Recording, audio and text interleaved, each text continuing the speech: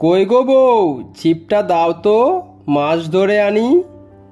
কই বলি, শুনতে পাচ্ছ না? এত ডাকি।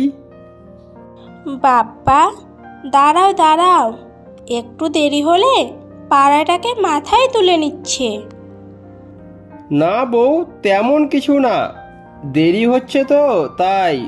এদিকে দেরি করে মাছ ধরতে গেলে সেরকম মাছ পাওয়া যায় না। ও আচ্ছা, যাও, আর এই নাও ছিপ। আর শোনো, বেশি দেরি করো না। এ কথা বলে শেয়াল চলে গেল মাছ ধরতে। আর অন্যদিকে শেয়ালের মেয়ে, মা মা, বাবা কোথায় গো? বাবাকে দেখতে পাচ্ছি না। কেন রে মা, কিছু হয়েছে? তোর বাবা তো মাছ ধরতে গেল। কেন, কিছু বলবি? হ্যাঁ মা, আমাকে প্রতিদিন চিংড়ি মাছ খেতে ভালো লাগছে না। আমি মোটা মাছ খেতে চাই। বাবাকে বলো। ওলে বাবালে, আমার মেয়েটা মোটা মাছ খাবে। আচ্ছা, তোর বাবা আসুক, দিয়ে আমি বলবো তোর জন্য মোটা মাছ এনে দিবে। আর অন্যদিকে শেয়াল অনেকক্ষণ ধরে, কি যে করি, আজ তো চিংড়ি মাছগুলোও পাচ্ছি না। এখন কি করব? আর একটু দেখি যদি পাওয়া যায়। অনেকক্ষণ সময় নিয়ে মাছ ধরার পর কিছু মাছ পেল এবং সেগুলো নিয়ে বাড়ির উদ্দেশ্যে রওনা দিল। উফ, বাঁচা গেল, তাও তো কিছু মাছ পেলাম। কাল আরো সকাল সকাল মাছ ধরতে চলে আসবো, নয়তো মাছ পাওয়া যাচ্ছে না। মিচকেগুলো মাছ নিয়ে চলে যাচ্ছে তো। বউ, কই গো বউ, কোথায় গেলে? তুমি এসেছো? এই তো আমি এখানে গো। এই নাও বউ, মাছ নাও, তাড়াতাড়ি রান্না করো। বউ, খুব খিদে পেয়েছে। আচ্ছা, তুমি মুখে জল দিয়ে এসো, আমি তোমাকে খেতে দিচ্ছি। তারপর শেয়াল শিয়ালিনীর কথা মতো মুখে জল দিয়ে রান্নাঘরে এসে বসলো। তারপর শিয়ালিনী শিয়ালকে খেতে দিল। বাহ, খুব সুন্দর রান্না করেছো তো। আজকে রান্নার আলাদাই স্বাদ। সত্যি বউ, তোমার হাতে জাদু আছে।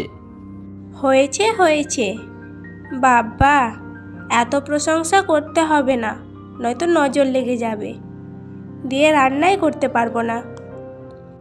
কি যে বলো, বলছি মেয়েটা কই গো, দেখতে পাচ্ছি না।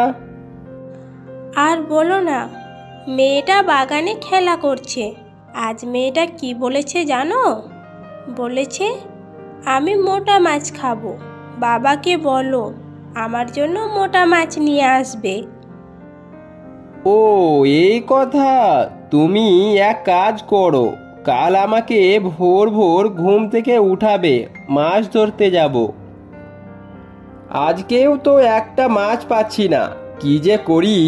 মেয়েটাও মাছ খেতে চেয়েছে, আর একটু দেখি যদি মাছ পাওয়া যায়।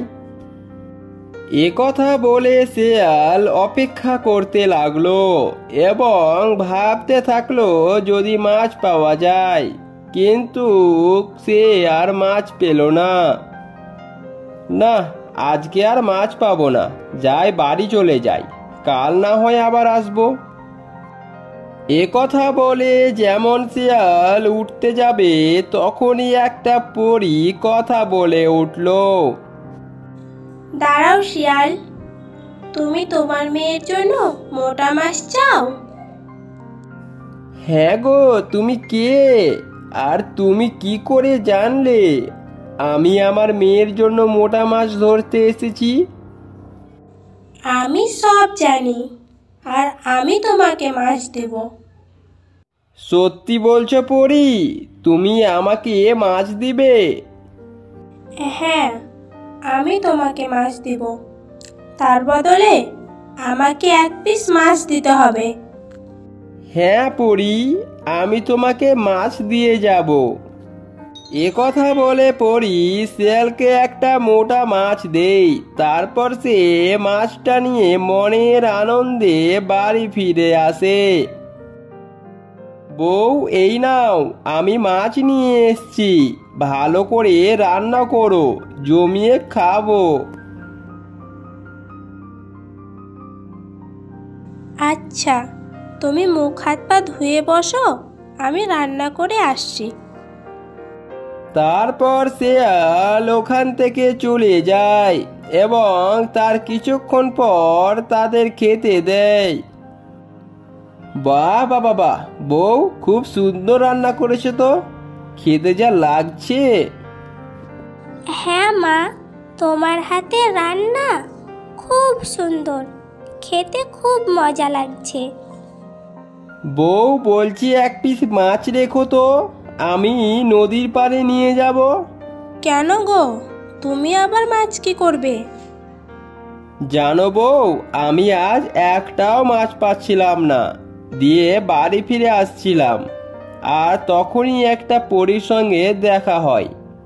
আর সে বলল আমি তোকে মাছ দেব, তার বদলে আমাকে এক পিস মাছ দিতে হবে।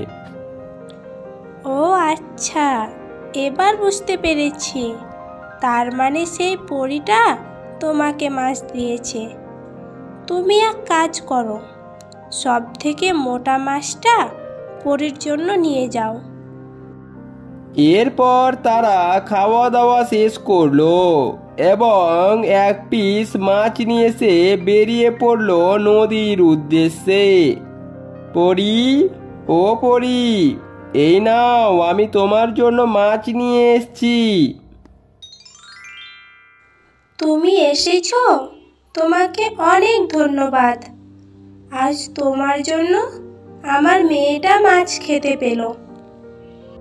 ও, তোমার মেয়েও বুঝি আমার মেয়ের মতো মাছ খেতে চেয়েছিল? হ্যাঁ শিয়াল ভাই, আমার মেয়েও মাছ খেতে চেয়েছিল, আর সেটা তুমি পূরণ করলে। আমি তোমাকে একটা উপহার দিতে চাই। কি উপহার পরি বন্ধু? এই নাও, এই হাঁড়িটা। এই হাঁড়িটার মধ্যে একটা হিরে আছে, এটা তুমি রান্নাঘরে রেখো, তারপর বুঝতে পারবে এটা থেকে কি হয়। বউ, দেখো কি এনেছি।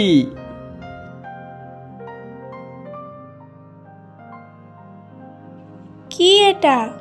এটা তো একটা হাঁড়ি গো।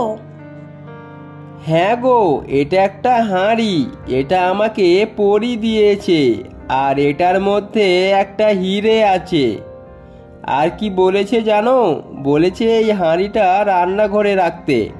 এ কথা বলে হাঁড়িটা রান্নাঘরে রেখে দিল এবং সাথে সাথে অনেকগুলো হাঁড়ি হয়ে গেল এবং প্রতিটা হাঁড়ি ছিল হিরেতে ভর্তি। ও মা, এ তো অনেকগুলো হিরে গো। ভালো পরি, তোমাকে অনেক ধন্যবাদ। আজ তোমার জন্য আমাদের কষ্টের দিন শেষ হলো।